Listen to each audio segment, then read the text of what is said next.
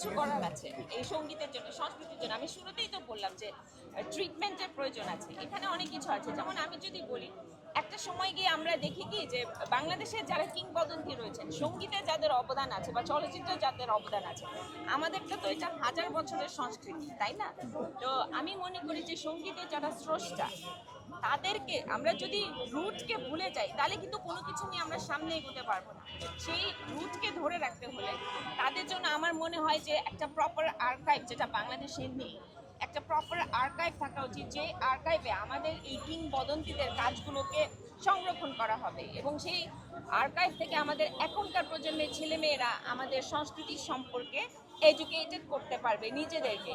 এরকম একটা বিষয় আমার মানে করার ইচ্ছা। প্লাস আমি একটা সময় গিয়ে দেখি যে আমাদের বড় বড় সঙ্গীত শিল্পী কিংবদন্তি একটা সময় গিয়ে দুস্থ শিল্পীর কাতারে নাম লেখায়, দুস্থ শিল্পীর কাতারে সরকারের কাছে তাদেরকে হাত পাততে হয় ট্রিটমেন্টের জন্য।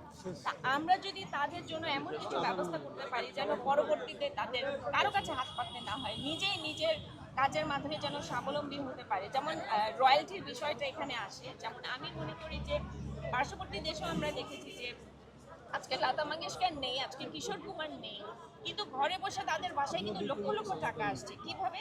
কারণ তাদের গানগুলো যে প্রচার হচ্ছে বিভিন্ন জায়গায় রয়্যালটির মাধ্যমে, আজকে ইউটিউবের মাধ্যমে অনেক বড় একটা ইনকামের সোর্স কিন্তু হয়েছে।